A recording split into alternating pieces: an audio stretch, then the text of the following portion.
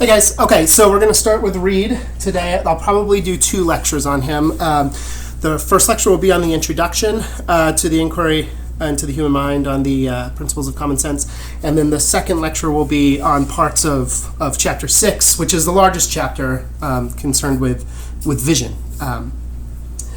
Reid was a contemporary of David Hume. He was born a year to the day before Hume, so he's exactly a year older. He was also a Scot, and he's the founder of what is called the Scottish Common Sense School. You see that in the title of the work, right? It's an inquiry into the human mind on the principles of common sense, right? So Reid is not always clear exactly by what he means when he says common sense, but he does give us some ideas. And something that I don't have you guys read here. It's in his in later essays written when he was in Glasgow.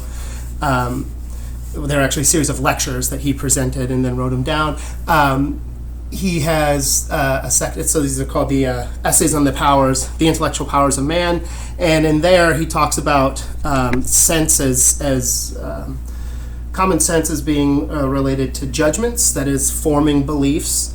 And he says that more or less common sense equips us with first principles of thought or of reasoning. So in that case, it looks a little bit like common sense functions in the way that the law of non-contradiction and the law of excluded middle and the law of identity function in logic, right? You sort of start with these as foundational axioms, which are themselves not provable, and justifiable, sure, but not provable, but from which then you sort of build up an edifice, an epistemological edifice. So that's one place where where he gives us an inkling of what he means by common sense. But he does also think that common sense relates to the sorts of beliefs that we form. So it's not just a matter of the first principles themselves, but the beliefs that we form, or the conditions that have to be in place in order for the beliefs to form. Like Kant, Reid was sort of terrifically influenced by Hume. Reid is not nearly as systematic a thinker as Kant, so it's a little bit harder to find Reidian doctrine. That is to say, he's a little more scatterbrained, as it were. You have to look across a lot of his different works if you really want to get a good feel for what he has to say on a particular topic. This is why I don't have you guys buy any of Reid's works, because in order to cover everything we would cover, you'd have to spend, you'd have to buy 3 or 4 different texts, and we'd only be taking a little bit from each of them. So that's why I just afford you with the PDFs. So one interesting thing is that, and you would expect this, even though Reid and Kant never corresponded with one another, they were contemporaries.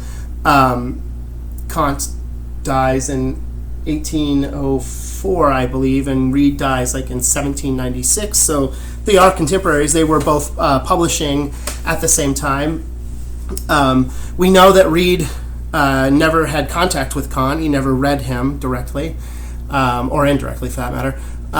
Kant mentions in the introduction to the Prolegomena the Scottish Common Sense School, but brushes them off very quickly, suggesting that they've just misunderstood Hume's point. But the way he brushes them off so quickly, it's evident that Kant never read him. Perhaps Kant had him in a translation, a bad translation. There's some evidence of that, but even then, he probably didn't have Reid in his hands, but guys like Beattie and the other sort of students of Reid, the next generation of the common sense philosophers. But anyway, one thing you'll find is that even though these two never had contact with one another, you would expect that if they have the same influence, that is, they use Hume as a springboard from which to start their own philosophical projects, or at least the projects they're known for. And they basically are influenced not only by the same guy, but the same parts of Hume's writing, then it shouldn't be a surprise that in some ways they have very similar projects. They're carried out in very different ways, and they do come to different conclusions. But it shouldn't surprise you that they nonetheless are sort of, in some ways, treading in the same water. It might not seem obvious at first, but for instance, like I said, part of what Reid is going to mean by common sense, and I've got the reading here. I'll read some of this to justify it for you. But part of what Reid is looking to do is he's going to suggest that the principles of common sense are the conditions. They sort of lay down the conditions upon which rational thinking is possible at all, right? In other words, to deny these principles or to deny the beliefs that sort of spring out from us naturally in a non-deductive or inductive way, that is to say, sort of immediately, intuitively, without discursive reasoning, without moving from premise to premise to premise to conclusion, that sort of thing. Some of these common sense beliefs, Reid's going to argue, come to us in this way, and they come to us in this way because these are the sorts of creatures we are. This is the way nature or God created us. And so if you've got a philosophical system that either denies the principles, the first principles of common sense, the sort of the foundations of logic and of rational thought, or if it denies these sort of beliefs that intuitively and immediately and non-inferentially that we form in the everyday course of life, denying these things, Reid is going to fundamentally say, is tantamount to not just a pathology the way Hume would suggest it, but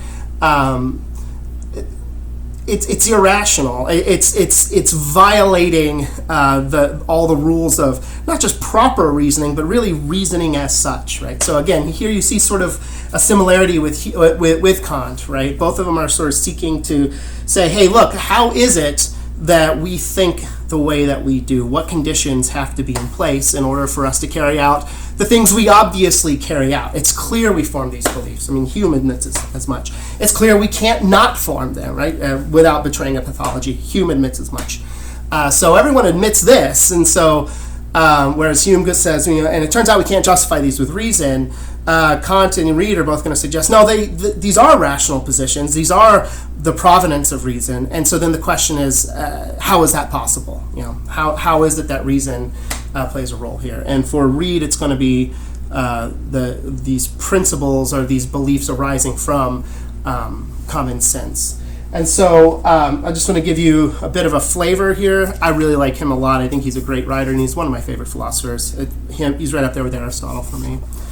So at the very beginning of chapter 1, the introduction to the inquiry, he starts out by talking about why is a study of the human mind so important, right? And he says, the structure of the human mind is intricate and wonderful, like the structure of the human body. The faculties of the mind are just as well suited to their various purposes as are the organs of the body, right? The heart is just made for pumping, right? You can look at it, it looks like a pump, acts very well, it's shaped in the right way. All of the arteries and veins and ventricles and so forth are really, as it were, tuned very well for this job. He says the mind is the same way, right? We're going to approach a study of the mind in the same way, at least insofar as we can, as an anatomist would approach, say, the gross parts of the body. That is the big parts. That is the organs and the tissues and everything that you can see and easily manipulate. Indeed, because the mind is nobler and of higher order than the body, we don't need to go into what he means by that, it is reasonable to think that even more of God's wisdom and skill went into its structure. So, the human mind is a subject well worth investigating on its own account, but even more on account of how extensively the knowledge of the mind affects every other branch of science, right? So he's saying, this higher, nobler thing, it's sort of like, lots of animals use the bathroom, right? I mean, all animals have to metabolize food for energy. Animals have to sleep. All these physical things that we share with animals. But it seems that our minds are specifically geared towards something that isn't purely physical, right? It's geared towards theorizing and abstraction and everything, and that requires a level of sophistication beyond the mere pumpings of the heart or the movement of the bowels and things like that. That's what he's got in mind. And so he says God.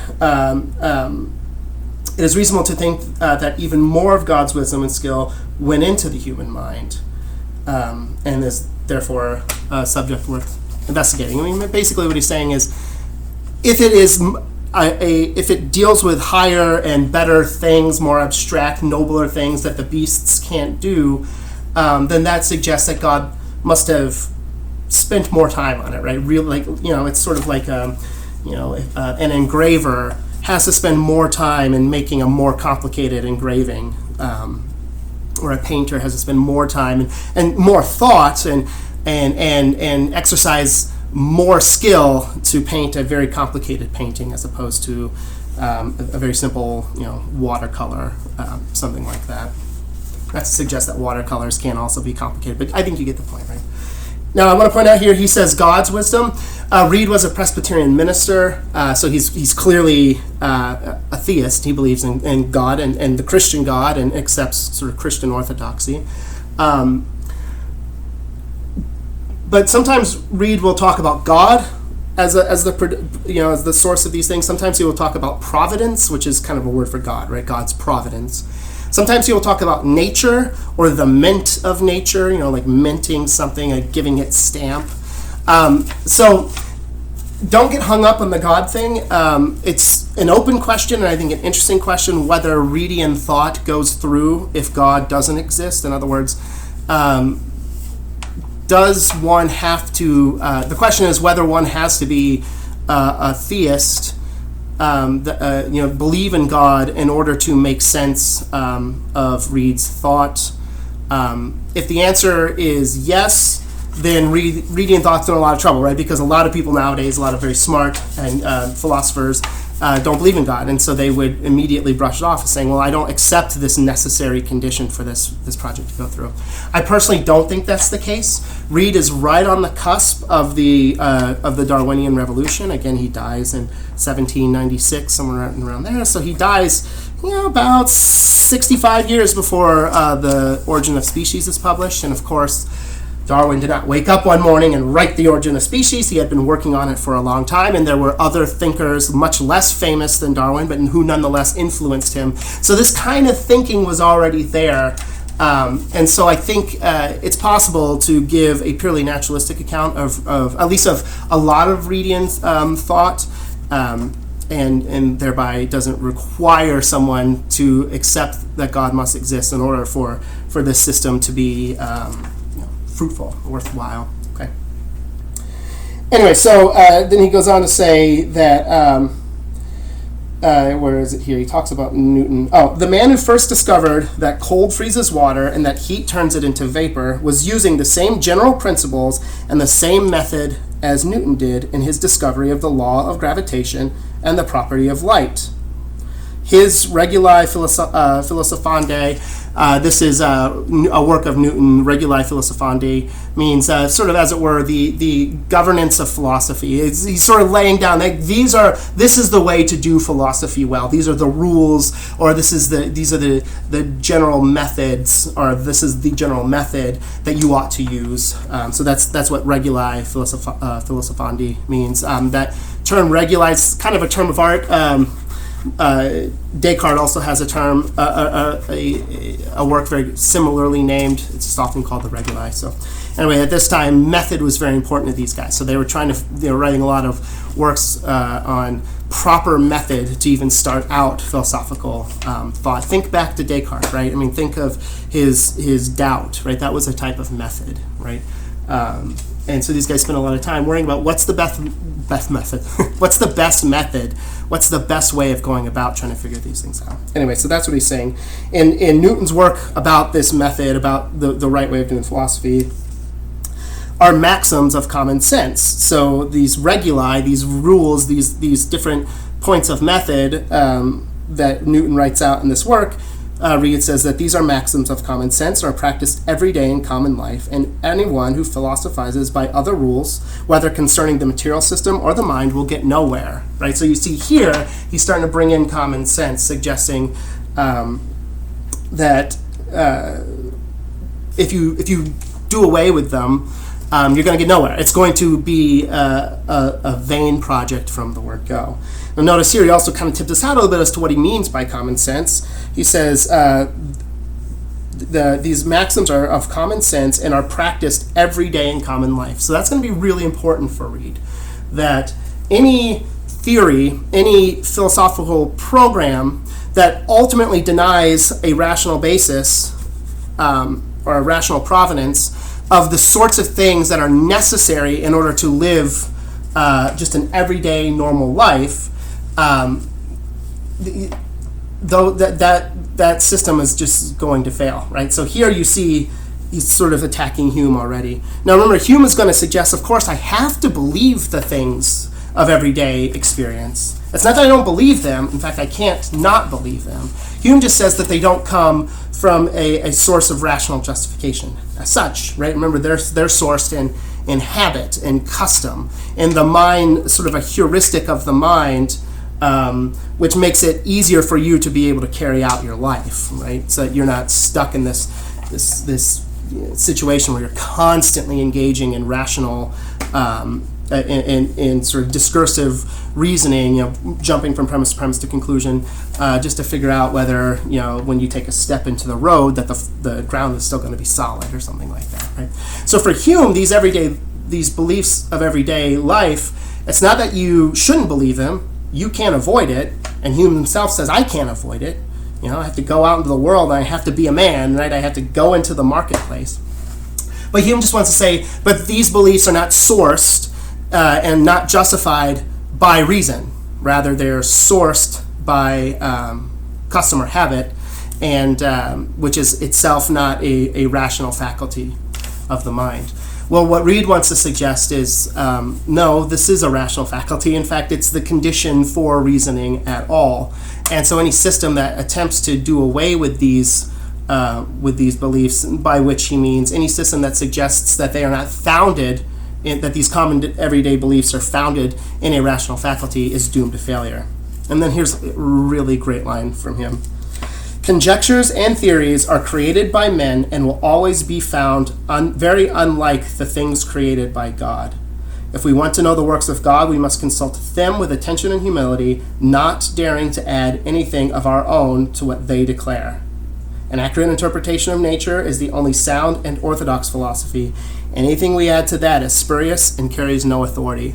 So I really like that a lot. Again, he brings in God, but what he's suggesting is he's just making the point finer, right? Any philosophical program or theory or conjecture which does away with the possibility for a rational foundation in here he says nature. What he means is the ability to investigate nature, to learn about it, to engage in science.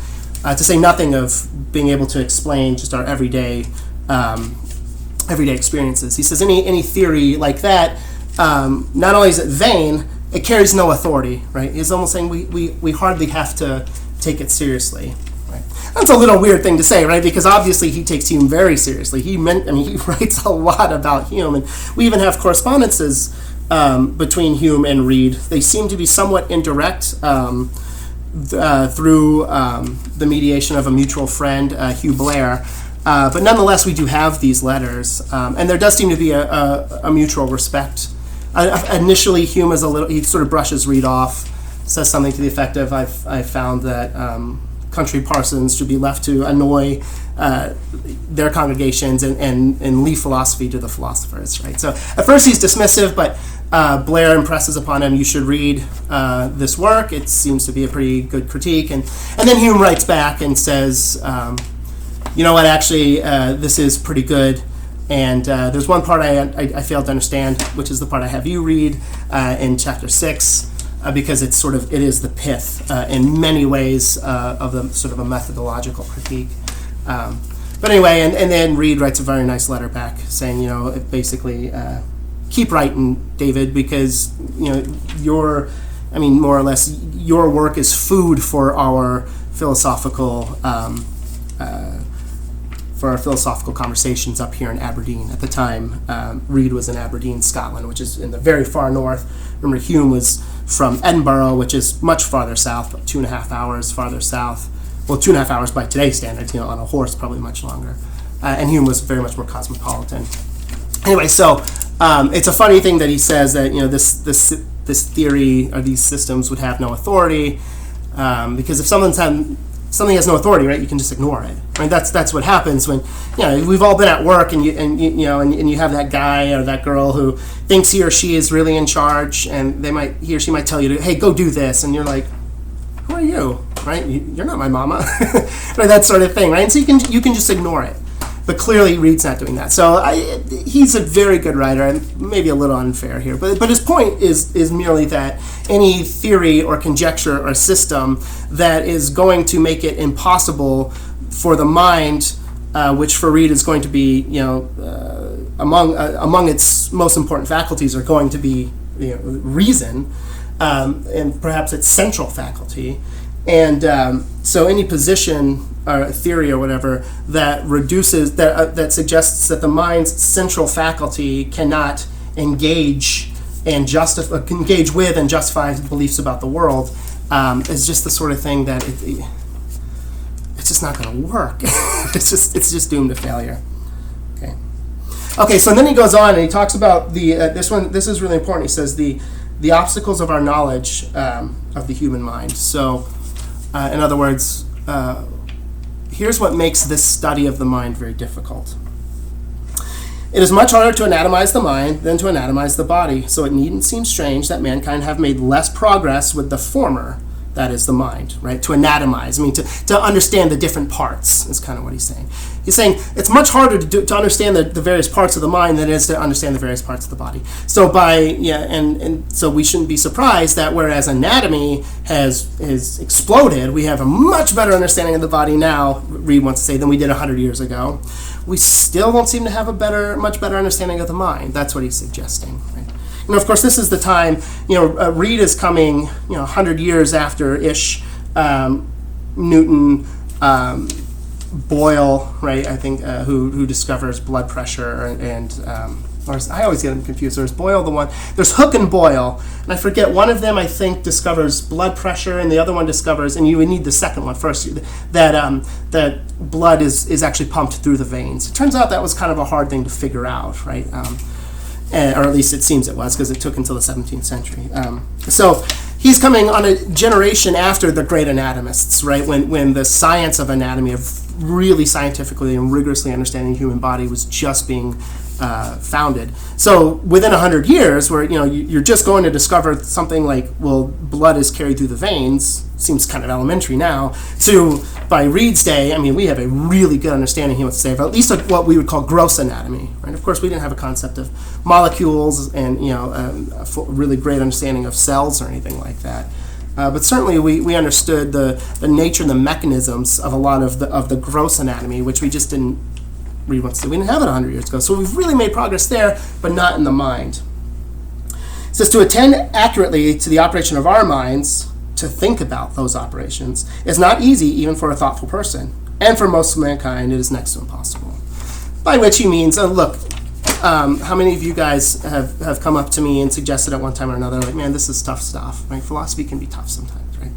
And so when he says it's for most of mankind, it's next to impossible, what he means is, look, most people, for either because they're not smart enough or they just don't have the time or the interest, blah-de-da-da-da, they're never going to be able to engage in a rigorous anatomization, a rigorous investigation into the human mind.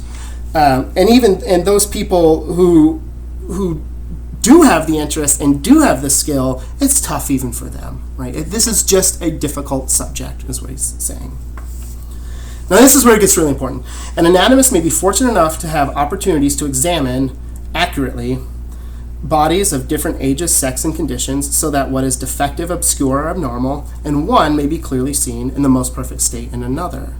But the anatomist of the mind cannot have the same advantage. All that he can examine with any degree of accuracy and clarity is his own mind.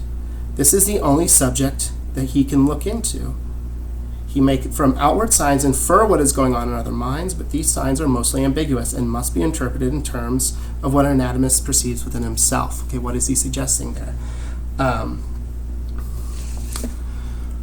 In order to engage in a proper scientific investigation into anatomy, you can't look at one body, right? Suppose you're very good at it. You dissect, like in medical school, you would do this in your gross anatomy lab. You take a single body and you dissect it incredibly. I mean, if you've ever been inside a gross anatomy lab, they're remarkable, especially if you go by the end of term. I mean, these bodies are, just peeled like an onion, layer beyond layer, and you can see all the different layers of skin and all of the blood vessels and all of the major organs splayed out. But it's very meticulously done. It's clear it wasn't done by a butcher, right? It's done by someone who understands the body very, very well and understands, has a very delicate touch with the scalpel and things like that. It's really amazing. You should, if you ever have the opportunity to walk into a gross anatomy lab, it's really fascinating. But even if you're this good and you can dissect a body with surgical precision, that's what we call it, surgical precision, even then, if you only have a single body, you can't be said to have scientific knowledge of anatomy, right? Suppose that body that you cut open is of a smoker, a heavy and lifelong smoker. If that's the only one you have, you're going to look at the lungs and you're going to determine that the lungs are normally black and shrunken and very spongy, right? Yeah, maybe with all these little lumps built upon them, these tumors, right? How would you know with only a single body that that's abnormal? How would you know it, right? Well, no, what you have to do is you have to look at a ton of bodies, right? And then if you have a large enough sample size, you'll start to see, okay, so these are the regularities that occur generally. Generally the lungs are within a certain parameters of size and certain sort of makeup and shape and everything, and every now and then we find something weird. We have these abnormalities, right? Like you get a black lung every now and then. Well, where does that come from? Smoking or working in the coal mines or something like that. And these little bumps, these tumors growing on it. Well, that ain't normal either, right? So you have to get a large sample size. And not only a large sample size, but it's got to be variegated, right? So it's probably not a good idea to, even if you get access to 10,000 bodies and you engage in this meticulous anatomization, if all of those bodies come from the UK, it's still probably, you wouldn't want to suggest you have a scientific knowledge of anatomy, right? Because there could be things that are endemic to a population, to a certain population, that are not present or much, found much less dense representation in other cultures or other ethnicities or nationalities or something like that. So you've got to have a wide, a broad sample size. That is, it's got to be large, but it's got to be wide, right? It's got to be variegated. And you also have to consider the old and the young, right? So you shouldn't also carry out just the anatomy of men in between 27 and 37, right? It's got to be men and women, boys and girls, old, young, right? This is how you engage in a science, right? This is what Reid wants to suggest.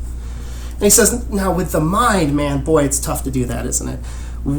Unlike an anatomist who has more or less direct contact with all of the bodies, so the anatomist, sort of in a weird twist of the mind, doesn't have direct contact with his own body. He can't cut himself open. Well, he could, but he ain't going to survive to tell the tale, and he certainly won't get down to all of the deepest levels before he loses consciousness. But nonetheless, the anatomist has direct contact with all of these different bodies, right? But the anatomist only has direct contact with his own mind, right? Any contact he's got with other minds is indirect, right? It is given to us by seeing, flinches or smirks or raised eyebrows, these sorts of things. Body language, in other words, which when we get to chapter 6, we'll see that's actually quite important for him. Body language he does take to be what he calls a natural language. generally speaking, can look across cultures. If I meet somebody from a place that I've never been, that's very, very different from where I live, say somewhere in Southeast Asia or something, a very different culture, I can still generally tell without knowing the language if that person is sad or angry or happy, right?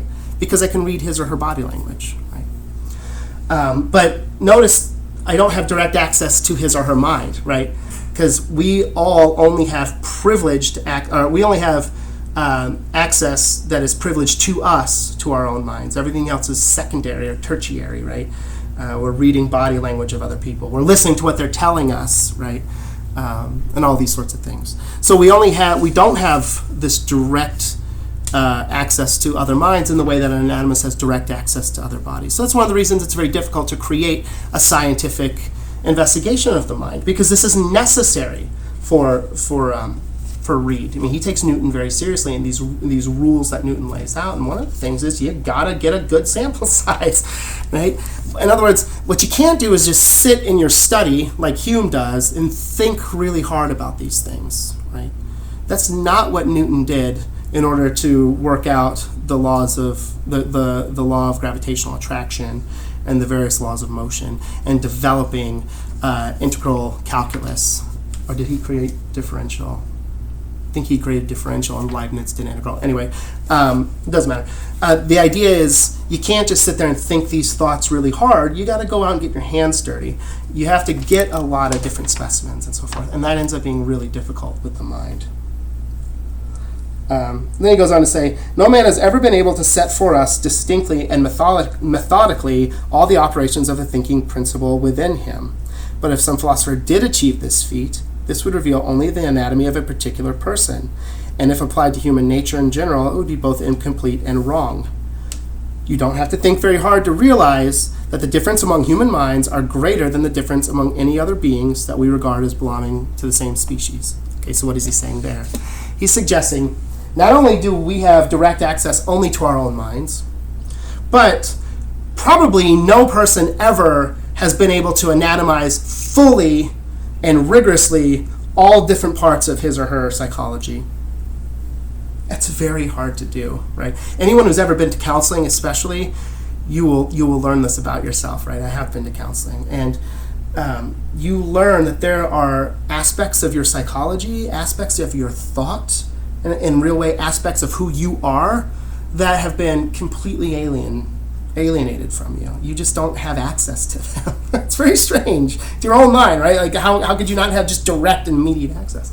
What he's suggesting is the mind is so complex, so complicated, that it's probably impossible from a practical level, and probably no one has accomplished this complete anatomization, this understanding, this picking apart of the different powers and principles and faculties of his or her own mind. But even if he or she did, suppose someone were able to do this. Suppose one of Reid's buddies came up to him and was like, hey Tom, I done it. Yeah. And he's able to prove that he had done so. Even in that case, what Reid wants to say is that's useful, sure, but that's a single instance. Right? That would be like if the heart, for whatever reason, were so complicated an organ that it was really, really hard to be able to understand it fully, and yet a really good anatomist was finally able, on one corpse, after a career, was able to fully diagram it, fully cut it open, really understand every part of it.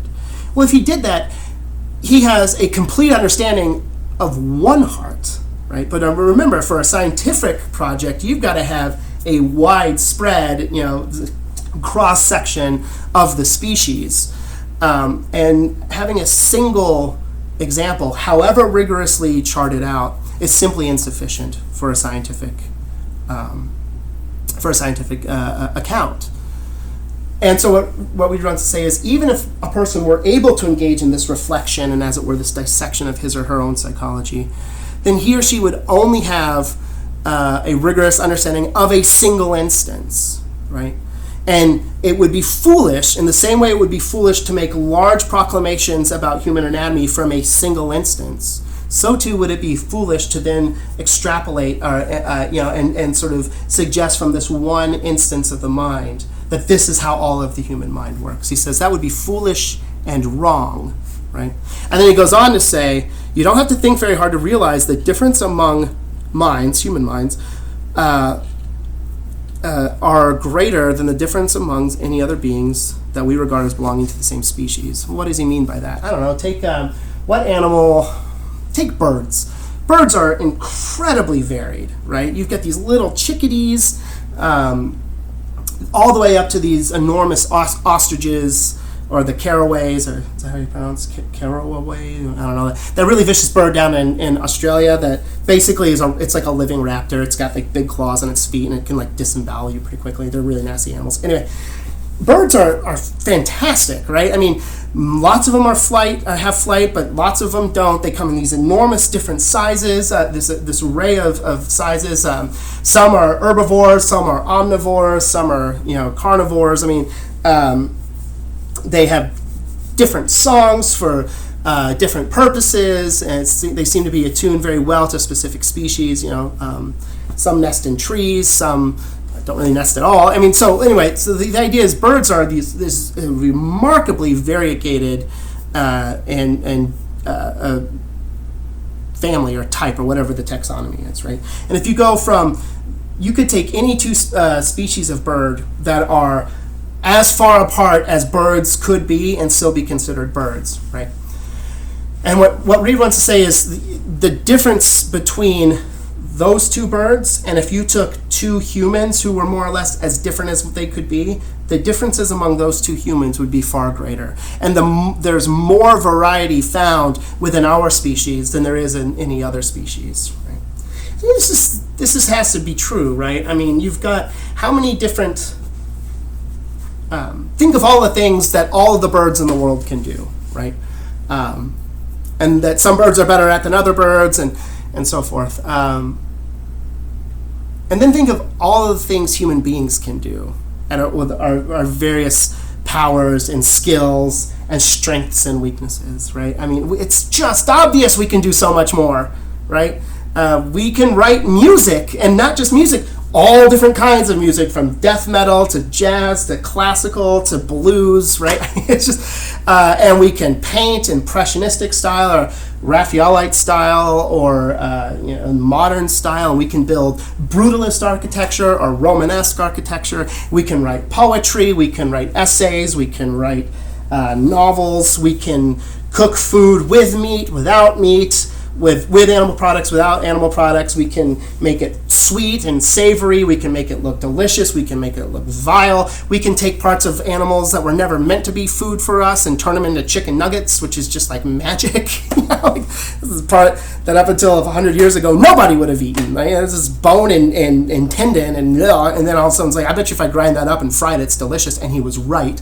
So the idea is like, obviously the human mind is it's incredibly varied. So the cross-section that you would have to be able to make a scientific pronouncement about the mind as such, not just your mind or her mind, but what all human minds have in common, to be able to do that, it just seems to be nearly impossible. And so what he's getting at here, this is a methodological critique of Hume and other guys, right? It's suggesting you haven't gotten your hands dirty. You haven't gone out and done the scientific work to come to these conclusions which you hold to be more or less scientific, by which he means in accord with the method of Newton, Isaac Newton and Francis Bacon specifically. He's just going to suggest you haven't earned the right to be able to suggest that your pronouncements are the fruit of a scientific, that is a Baconian or Newtonian method. And he's suggesting that's probably impossible. How do I know that you haven't done it? Well, for one, Hume kind of admits it, right? There are several different places. I pointed this out when we read the inquiry.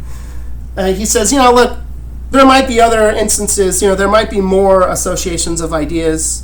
There might be more powers of the mind, but I don't know, I thought pretty hard about it, and I asked a couple of my buddies, and we can't think of another one, right?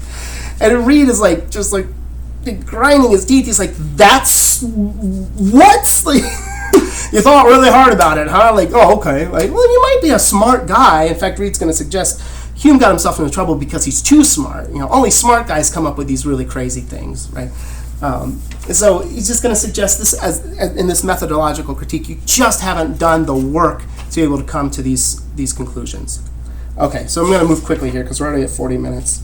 So let us go. So he's going to start then. He's going to suggest the problem that we come to. How is it that guys like Hume and so forth can come up to with these crazy conclusions? And it's going to be what he calls the ideal theory, what we call representationalism. You guys have seen it on the board 1,000 times, right?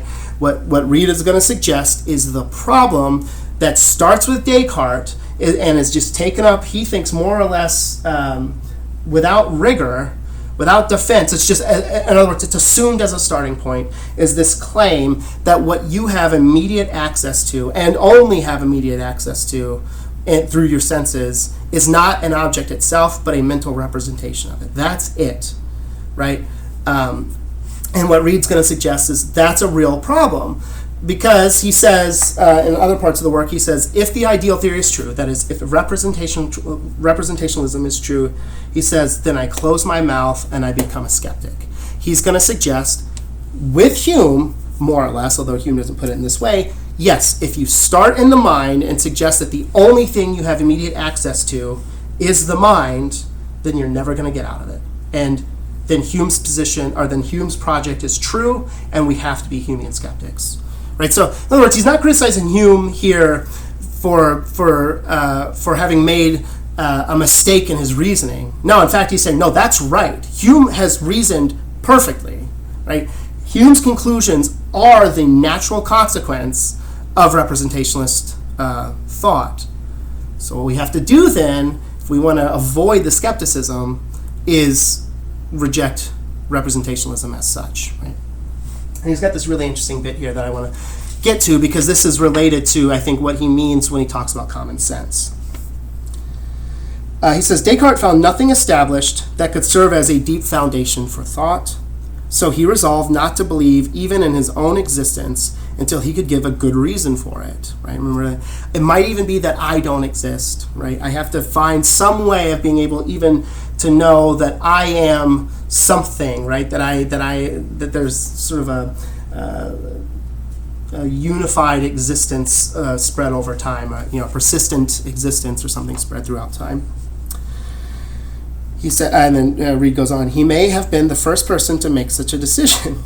He may have, but if he could have actually done what he resolved to do, if he could have become genuinely unsure that he existed, his case would have been deplorable, and there would have been no remedy for it from reason or from philosophy. For a man who disbelieves his own existence is surely as unfit to be reasoned with as a man who thinks he is made of glass. There may be physical disorders that can produce such absurdities, but they won't ever be cured by reasoning. Okay, I think that's just another really wonderful bit of writing. So what he's saying is, first off, Reid is suggesting it's probably impossible to actually doubt your own existence. What Descartes is engaging in here is sort of deception at best, or just sort of wordplay, right? He's just sort of saying, well, let's kind of suppose this, right? What Reid wants to suggest is it's probably not possible. But even if it were, suppose it is possible. Suppose that Descartes really does convince himself that that he can entertain the possibility that he himself doesn't exist. What Reid wants to say is, you don't reason with a guy like that, right? If your friend came up to you, like your roommate or something, you're getting ready to go to class, and you guys have the same class, you knock on his or her door, and you open it up, and you're like, hey man, you in here? And he's just like just sitting there, like frozen. You go, dude, you okay? Like, no. Well, come on, man, we gotta go to class. No. What do you mean, no? Look, I'm made of glass. What? If I get out of bed, I would shatter. I can't get out of bed. Just go. Right? Reid wants to suggest, now, if you're sitting there and your roommate says this, you're not going to go, all right, let me get the whiteboard. Here are premises A, B, and C, which infer D, which thereby added to E, F, and G. Conclusion: you are not made of glass. Let's get to class, right? That's not the way you would handle it, right? If you've ever met somebody who's struggling with a pathology, say a depression or anxiety or something, what you don't do is insist by sort of rational fiat that he or she has come to an incorrect conclusion, and therefore, let's go on with our day. Of course you wouldn't do it, right? Whatever the cure for that condition is, it's not going to be reason, right? Now, some people have taken this kind of a critique to mean something like this. It's sort of performative. They think what Reid's position here is, well, Hume and Descartes clearly didn't live in the way that they claim they were thinking. In other words, Descartes clearly didn't actually ever deny his own existence. That's probably impossible. And if he did do it, it's not like reason got him out, because reason isn't the thing that's going to do that. It'd be medication and psychology and counseling, right? That's what you get out of it. So some people read Reid's critique here as suggesting something like, these guys say this, but if you look at the way they're living their lives, they can't actually believe it, and then that's somehow supposed to be like a critique of the position. Now, I don't think Reid is doing that, and the reason I don't think Reid is doing that is, one, because that's obviously a bad argument. It's just a bad argument, right? And it certainly is the case with Hume that it's a bad argument, because Hume explicitly says, I can't live as though I believe these things. Nonetheless, philosophy, reasoning has led me here, but thank God I sometimes take off my philosopher cap and I go out into the world, and I more or less ignore my philosophical positions, and I live like everyone else. So if this were Reid's critique of this style of thinking, you can see why it would fail miserably, right? Because Hume himself goes, yeah, I know, I can't live as though cause and effect are up for question, right? I live that way. So this is what I don't think Reid is doing this. What I think Reid is doing instead, and I want to read this section again, he says, a man who disbelieves his own existence is surely as unfit to be reasoned with as a man who thinks he is made of glass. And it's that unfit to be reasoned with part that I think is important here.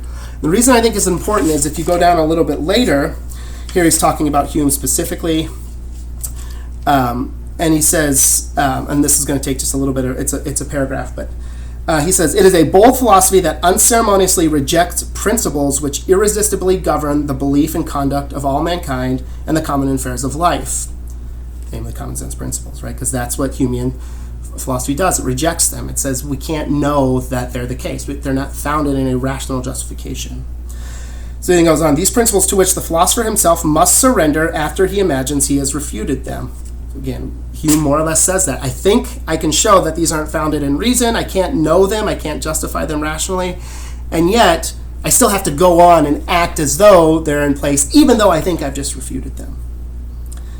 Such principles are older than philosophy, that is, the principles of common sense, and have more authority than she does. She is based on them, that is, philosophy is based on these principles of common sense, not they on her. If she could overturn them, she would invariably be buried in their ruins. So she's saying if any philosophy that could actually overturn the principles of common sense, it would be like being at the top of a ladder and kicking it out from underneath you. You're coming down with it, right? If she could overturn them, then going on, all the siege mechanics or machines that philosophical subtlety can create are too weak to do this. So in other words, he's saying you can't actually do it. Again, he's agreeing with Hume here. Hume also says you can't actually do it. At least not philosophical machines. A pathology could do it. A sickness could do it. Insanity could do it. But not philosophy. In the same way you can't reason yourself out of believing you're made of glass, neither can you reason yourself into that belief. Likewise, neither can you reason yourself into a belief, a functioning belief that cause and effect don't exist. Even Hume admits that. Right? He's just suggesting we can't know that they're the case, but surely he still believes that if a bus comes barreling down the road and he steps in front of it, right, so much the worse for him. He's going to look like a Jackson Pollock painting, and they'll be power washing him off, right? Out in the real world, he believes that, even if he knows he can't justify it rationally. Okay, so far they're in agreement. So it's philosophical subtlety cannot overturn these common sense beliefs. But here's where it gets important. And the attempt is just as ridiculous as it would be for a mechanic to construct a windlass for winching the earth out of its circuit, right? So a windlass is like a thing that you turn, and it's Well, basically, a fishing reel is a type of windlass, right? I mean, it's got rope, or in this case, it's line, fishing line, and you turn it, right, and then there's a mechanism that turns with the handle, and then it sort of brings the fishing line back up. Like a windlass is like that, right? It's useful for being able to pull things in, or something like that. So he's saying it's impossible to construct a windlass to winch the earth out of its circuit. How would you do that? How would you, physically, right? He's saying it's physically. In other words, he's going to make a distinction between two types of impossibility. There's a physical impossibility of that, just because of the nature of mechanics and the nature of gravity. If you tried to put a windlass on the surface of the earth and turn it, however you want to do it, using line in whatever way, to try to winch the earth out of its circuit, that's physically impossible. So he's talking about sort of a logical necessity here, that the attempt to overthrow common sense principles is it turns out that these common sense principles are, as it were, sort of they have a type of necessity, which is you might consider it something like a psychological necessity. And again, that so far Hume would agree with. It's the second part that's really important. So not only is it impossible to actually live that way, according to a philosophical position that throws out the principles of common sense, but here's the really important one, and then we'll get back to this Descartes thing, and we're almost over because my 51 minutes was way too long. He says, so it would be, any attempt at this is as ridiculous as it would be for the mechanic to construct a windlass for winching the earth out of its circuit, or for a mathematician to claim that he could demonstrate things equal to another are not equal to themselves. So it would be like a mathematician, you take A equals B and B equals C, therefore A doesn't equal C, right? You get these two things that are equal. Well, maybe that's it. Say you've got A and B, and A equals C, B equals C. If that's the case, then A and B must equal each other, right? A equals C, B equals C, A and B must equal one another. And he's saying an attempt to overthrow the principles of common sense is as absurd as a mathematician going, no.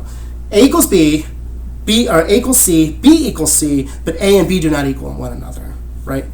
Now that absurdity there, we use in a technical sense nowadays. That means it is fundamentally irrational. That is to say, drawing that conclusion is an indication that you don't know what you're talking about, or that you have engaged in a seriously problematic logical calculation. In other words, what was that? Anyway, in other words, what he's suggesting is that anybody who claims that A equals C, B equals C, but A does not equal B, anyone who claims that is betraying not just maybe a psychological pathology, a logical or rational pathology. This person is not functioning well, rationally speaking. He or she's broken, right? Now, going back to Descartes, when he says that anyone who believes he is made of glass is not fit to be reasoned with, why is that? I think when you tie it to this mathematician part, or this mathematician claim, what he's suggesting is a person who believes he's made of glass. Now, these are sort of analogous, right? It's not quite perfect, but the pathology is deeper in this mathematician case. Certainly, it's an indication that this person cannot be reasoned with, not merely because that's just not how you help somebody like that. This person's not to be reasoned with because his or her rational faculty is not working correctly, right? In other words, denying your own, even attempting to deny your own existence it turns out rationally, logically impossible. And if someone even tries to do it, that's like trying. What if you start like a geometric or algebraic system? You're going to start from scratch, and one of the starting axioms is that A can equal C, B can equal C, but A and B don't equal one another. If you start there, you know from the beginning that system ain't going to work. from the beginning, because it is fundamentally predicated upon absurdities, upon incoherence, upon bad rational thinking. It's meaningless, right? You can't build anything from it. And what Reid wants to suggest is trying to even entertain, even though obviously you can never actually entertain it, trying to build a philosophical system upon starting points which entertain the possibility of your non-existence, it's flawed from the start, right? It's like starting a mathematical system denying that A could equal B in this regard. So I think what he's suggesting here is, why isn't somebody who believes he's made of glass unfit to be reasoned with? Why is somebody who thinks that he can deny, or at least entertain, the denial of his own existence is unfit to be reasoned with?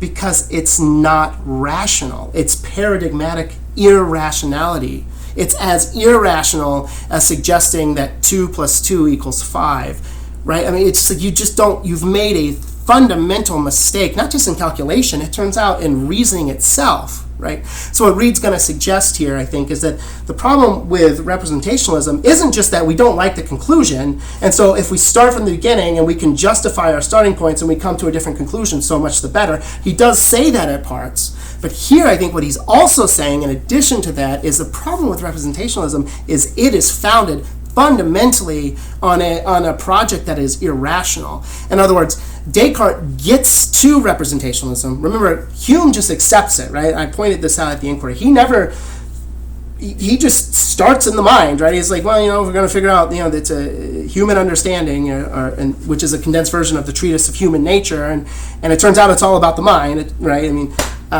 Hume just says, more or less, we have no direct access to things because what we have access to is impressions and ideas, right? He just starts from an impression, more or less, from a representational framework. And in fact, Reid suggests later on that Hume never tries to defend this position. And Hume does respond saying, yes, I do. And he says, I move closer to something, it gets big. I move away, it gets small. The thing itself isn't changing size. What's changing? And Hume says, well, it's my idea that's changing. The idea sort of represents itself as larger or smaller, right? So that's Hume's argument. But he only presents that argument in light of Reid's critique, saying no one's ever actually tried to defend this, maybe save for Descartes. Descartes at least reasons himself to the representationalist framework, which is why I spent so much time discussing that at the end of the second meditation, right? So Descartes, unlike Hume, probably unlike Berkeley, unlike Locke, all these other guys who more or less just kind of accept it as a starting point, at least according to Reid, Descartes does reason himself to it. He does come to a position where he concludes, thereby representationalism. Thereby we must have only direct access to the ideas of the mind and not to the things themselves. So Reid here wants to suggest, yes, Descartes, you might have concluded here, but your starting assumptions, your method starting out, as it were, at the beginning, where else would you start out? Your method from the very get-go is irrational because it's asking you to, among other things, consider the possibility of denying your own existence. And so, again, I'm just trying to make the point here that what Reid's not suggesting, and this is a very popular reading of Reid and his critique of Descartes and Hume, he's not suggesting, you guys don't look like you believe the things that you say, therefore I don't have to accept your theory. That's just not, that. If that's what Reid was saying, then we shouldn't be reading him, right? That's just such a bad argument, right? And Reid is not, he's not an elementary philosopher, right? He's a brilliant guy. So what I think he's saying instead is your starting points are irrational, right? Not irrational in a pathological way. Irrational in that they contravene the very foundations, the very basic starting principles that are required to get rational thinking, to get logic off the ground.